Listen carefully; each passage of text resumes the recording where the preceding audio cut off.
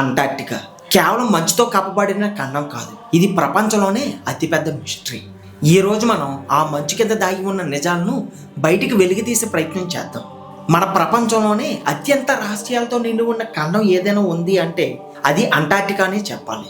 కానీ అక్కడ నిజంగా ఏమి దాగి ఉంది? ఇక్కడ టైం జోన్ అంటూ ఏమీ లేదు. ఇక్కడ కేవలం మన ఎముకలను కూడా కొరికేసే అంత చలి మాత్రమే ఉంది. అలానే ఇక్కడ ఎవరు కూడా నివాసం కూడా ఉండటం లేదు. అలానే ఇక్కడ ఎటువంటి సరీసృపాలు కూడా బ్రతకలేవు. ఇంకా చెప్పాలంటే ఇక్కడ మనిషి మాత్రమే కాదు, గడిచిన కొన్ని కోట్ల సంవత్సరాలుగా ఏ జీవి కూడా ఇక్కడ మనలేదు. అలానే ఇక్కడ కొన్ని లక్షల సంవత్సరాలుగా ఎటువంటి మంచు కూడా ఇక్కడ కురవలేదు. ఇంకా చెప్పాలంటే వర్షం అనేది కూడా ఇక్కడ కురవలేదు. అయినా సరే ఇక్కడ పెద్ద పెద్ద మంచు కొండలు అనేవి ఇక్కడ పేరుకుంటూ పోయాయి. దీని కారణంగానే ఇది ప్రపంచంలోనే భయంకరమైన రహస్యాలతో నిండిన ఒక గొప్ప ప్రదేశం. అయితే ఇది భూగోళానికి అంచున ఉంది. అత్యంత మందమైన మంచు పలకాలతో ఇది నిండి ఉంటుంది. అయితే ఇక్కడ వృక్షాలు అనేవి కూడా ఏమీ ఉండవు. అలా అని చెప్పి మనుషులు కూడా ఎవరు నివసించరు. అయినా సరే ఇది ఎంతో కీలకమైన ప్రదేశం. ప్రపంచంలోని దక్షిణ మరియు 5వ అతిపెద్ద ఖండం ఈ అంటార్క్టికా. దీని యొక్క భూభాగం దాదాపుగా పూర్తిగా విస్తారమైన మంచు పలకలతో నిండి ఉంటుంది.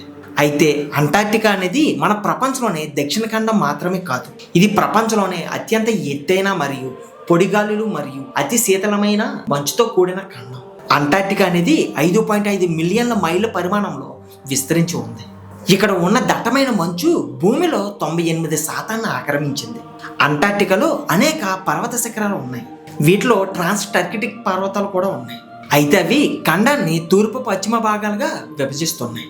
దక్షిణార్ధగోళంలో అంటార్క్టికా వలయం లోపల దక్షిణ ధ్రువాన్ని ఆవరించి ఉన్న విశాల ప్రదేశాన్ని అంటార్క్టికా ఖండం అని చెప్పి పిలుస్తారు. ఇది మన ప్రపంచంలోనే 5వ పెద్ద ఖండం. అయితే ఈ ఖండంలో మన ప్రపంచంలోనే అత్యల్ప ఉష్ణోగ్రతలు అనేవి ఇక్కడ నమోదవుతూ ఉంటాయి. మన ప్రపంచంలోకెల్లా అతి తీవ్రమైన తుఫాన్లన్నీ కూడా ఈ ఖండం మీదే సంభవిస్తూ ఉంటాయి. అయితే ఈ ఖండం యొక్క సగటు ఎత్తు మిగతా అన్ని ఖండాల కన్నా చాలా ఎక్కువ. అంటార్క్టికా ఖండంలో సుమారుగా 98% ప్రాంతం దళసరి మంచు పొరతో కప్పి ఉంది. అయితే మీకు వాస్తవం చెప్పాలంటే మన ప్రపంచంలోనే 90% మంచుని, 75% మంచునీటిని కలిగి ఉంది ఈ ఖండం. ఇక్కడ మంచు కరిగితే సముద్ర మట్టాలు అనేవి 55 మీటర్ల ఎత్తు పెరిగే అవకాశం ఉంది. అయితే అదే కనుక జరిగితే సముద్ర తీరాల్లో ఉన్న ప్రాంతాలన్నీ, సిటీలన్నీ కూడా ఒక్కసారిగా నీటిలో మునిగిపోతాయి. ఈ ఖండంలో మంచు పొరల ఎత్తు గరిష్టంగా 4500 మీటర్లు, కనిష్టంగా చూస్తే 3000 మీటర్లు ఉంటుంది. అయితే 5140 మీటర్ల ఎత్తు కలిగిన ద్వాన్సర్ రైజింగ్ అనే పర్వత శిఖరం ఈ ఖండంలోని ఎత్తైన ప్రదేశం. 3050 కిలోమీటర్ల పొడవైన ట్రాన్స్ అంటార్క్టికా పర్వతాలు ఈ ఖండాన్ని తూర్పు అంటార్క్టికా, పశ్చిమ అంటార్క్టికా అని పిలిచే 2 నైసర్గిక మండలాలుగా విభజిస్తున్నాయి. అంటార్క్టికా అనేది అతి శీతల ఖండం. చలికాలంలో ప్రపంచంలోనే అత్యల్ప ఉష్ణోగ్రతలు ఇక్కడే నమోదవుతూ ఉంటాయి. తీర ప్రాంతాల్లో -20 డిగ్రీలు ఉంటే ఖండాంతర ప్రాంతాల్లో -70 డిగ్రీల వరకు ఉష్ణోగ్రత అనేది కలిగి ఉంటుంది. 1983 జూలైలో ఓక్స్టెక్ స్టేషన్ వద్ద -89 డిగ్రీల ఉష్ణోగ్రత నమోదైంది. ఇదే ప్రపంచంలో నమోదైన అత్యల్ప ఉష్ణోగ్రత. అంటార్క్టికా తీర ప్రాంతాల్లో అతి తీవ్రమైన మరియు దట్టమైన చలిగాలు వేస్తూ ఉంటాయి.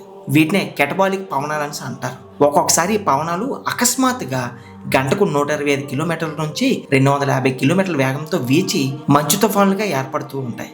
1960 డిసెంబర్ 9న మోసన్ స్టేషన్ వద్ద సంభవించిన మంచు తుఫాను వల్ల అక్కడ ఉన్న విమానం ప్రమాదానికి గురై చిన్నభిన్నమైంది. అంటార్క్టికా ఖండం ప్రపంచంలోకెల్లా అత్యంత శుష్క ప్రాంతం. ఈ ఖండంలోని శుష్క లోయలు అనే ప్రాంతంలో సుమారుగా 20 లక్షల సంవత్సరాల నుంచి ఎలాంటి వర్షపాతం కూడా నమోదు కాలేదు. దక్షిణ ధ్రువం వద్ద సూర్యుడు సెప్టెంబర్ 23న ఉదయించి మార్చి 21న అస్తమిస్తాడు. ధ్రువాల నుంచి భూమధ్య రేఖకు వెళ్లే కొద్దీ అక్షాంశాలను బట్టి వెలుతురు చీకటి అనేది మారుతూ ఉంటాయి. ఇక్కడ వాతావరణం శీతోష్ణ స్థితి పరిస్థితుల కారణంగా మొక్కలు అనేవి పెరగవు. దీనివల్ల అంటార్క్టికా ప్రపంచంలోనే వృక్షాలు లేని ఏకైక ఖండంగా రికార్డుకి ఎక్కింది. ఈ ప్రాంతంలో సుమారుగా 400 రకాల పాకుడు జాతి మొక్కలు ఉన్నాయి. అయితే అవి దుర్భర పరిస్థితులను తట్టుకొని శిలలపై పెరుగుతూ ఉన్నాయి. ఈ ఖండం ఉపరితలంపై జంతు సంపద అనేది ఎంత తక్కువగా ఉంటుందో దాని ప్రాంత సముద్ర జలాల్లో అంత ఎక్కువగా ఉంటుంది. అతి శీతల అంటార్క్టిక్ సముద్ర జలాల్లో జీవించే జంతుజాలానికి చర్మం దిగున ఒక దళసటి కొవ్వు పొర అనేది ఉంటుంది.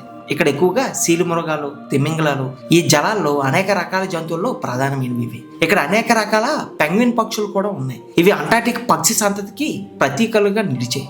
గుడ్లు పొదడానికి అనుకూలమైన వాతావరణం లేకపోవడంతో ఈ పక్షులు వాటికి అనుకూల ప్రాంతంలో పెద్ద పెద్ద సంఖ్యలోనే ఎక్కువగా ఒక గ్రూప్ సమూహంలో నివసిస్తూ ఉంటాయి.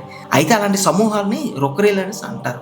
అంతేకాకుండా అతిపెద్ద రాక్షస బలులు శిలాజాలు కూడా ఇక్కడ ఉన్నాయని చెప్పి సైంటిస్టులు చెప్తున్నారు. అయితే శిలాజాలు సుమారుగా 14 కోట్ల సంవత్సరాల క్రితం నాటివని వారు చెప్తున్నారు. ఇటీవల పరిశోధనలో అంటార్టికా మహాసముద్రం భూతలంపై దక్షిణ పసిఫిక్, దక్షిణ అంటార్టిక్ ప్రాంతాల్లో ఫెర్రో మాంగనీస్ గుళికలు ఉన్నట్లుగా సైంటిస్టులు కనుగొన్నారు.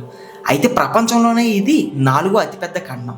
ఆసియా, అమెరికా, ఆఫ్రికాల తర్వాత స్థానం అంటార్టికాదే. అంతేకాకుండా ఎక్కువ మంది సొంతం చేసుకునే ఖండం కూడా ఇదే. 14 మిలియన్ల చదరపు కిలోమీటర్లో విస్తరించి ఉండే ఈ ఖండంలో కొంత భాగాన్ని మాదంటే మాదని చెప్పి 7 దేశాలు పోటీ పడుతున్నాయి. వీటిలో ఈ ఖండానికి పొరుగునున్న అర్జెంటీనా, ఆస్ట్రేలియా, చిలీ, న్యూజిలాండ్ లాంటి అనేక దేశాలు ఉన్నాయి. మరోవైపు ఫ్రాన్స్, నార్వే, బ్రిటన్ లాంటి సుదూర ఐరోపా దేశాలు కూడా ఇక్కడ ప్రాంతంపై తమకు సార్వభౌమాధికారం ఉందని చెప్పి వారు చెప్తున్నారు. అంటార్టికాలో శాశ్వత స్థావరాలు ఏర్పాటు చేసి సార్వభౌమాధికారాన్ని ప్రకటించిన తొలి దేశం అర్జెంటీనా. 1904లోనే అర్జెంటీనా ఇక్కడ స్థావరం ఏర్పాటు చేసింది. ఇప్పటికీ మనుగడలో ఉన్న అత్యంత పురాతన ద ఆర్కిడిస్ బేస్ అని దాన్ని అంటారు. దక్షిణ అమెరికాకు చెందిన అర్జెంటీనా అంటార్టికాలోని కొన్ని ప్రాంతాలను తమ దక్షిణ ప్రావిన్స్లోని Tierra del Fuego, Malvinas, South Georgia, South Sandwich ఇంగ్లాండ్లకు కొనసాంపుగా భావిస్తుంది. అయితే ఇక్కడ ఉన్న కొన్ని ద్వీపాలు బ్రిటన్ ఆధీనంలో ఉన్నాయి. దీంతో 1908లోనే ఈ ప్రాంతంపై సార్వభౌమాధికారం తమదేనని చెప్పి బ్రిటన్ కూడా ప్రకటించింది. అయితే అర్జెంటీనా చెప్తున్న ప్రాంతాలతో పాటు మరికొన్ని ప్రాంతాలపైన బ్రిటన్ సార్వభౌమాధికారాన్ని ప్రకటించింది. మరోవైపు 1940లో ఈ ప్రాంతంపై చిలీ కూడా సార్వభౌమాధికారాన్ని ప్రకటించింది. చిలీ సార్వభౌమాధికారం ప్రకటించిన ప్రాంతాల్లో కొన్ని అయితే అర్జెంటీనా మరియు బ్రిటన్ కింద ఉన్నాయి. ప్రస్తుతం అమల్లో ఉన్న అంటార్టికా సంధి అని పిలిచే అంతర్జాతీయ ఒడంబిక ప్రకారం ఈ ఖండంలో రాబోయే 50 ఏళ్ల వరకు ప్రకృతి ప్రసాదించిన అతిపెద్ద సాహస పరిశోధనాగారంగా ఉంది. ఈ పరిశోధన గౌరవంలో భూగోళం, శీతోష్ణ స్థితి, అనేక ఇతర బహుళ ప్రయోజనకర రంగాల్లో భారత్తో పాటు ఇతర దేశ శాస్త్రవేత్తలు కూడా పరస్పర సహాయాలతో తమ శాస్త్రీయ పరిశోధనలను కొనసాగిస్తున్నారు. ఇక్కడ అన్ని సమయాల్లో చాలా చల్లగా ఉన్నప్పటికీ కొంతమంది అంటార్టికాలోనే నివసిస్తున్నారు. అంతేకాకుండా అక్కడ వారు పని కూడా చేస్తున్నారు, కానీ తాత్కాలికంగా మాత్రమే. అంటార్టికాపై చాలా పరిశోధనలు అనేవి జరుగుతూ ఉన్నాయి. శాస్త్రవేత్తలు మరియు ఇంజనీర్లు విస్తారమైన మంచుతో నిండిన ఖండం గురించి తెలుసుకుంటూ ఉన్నారు.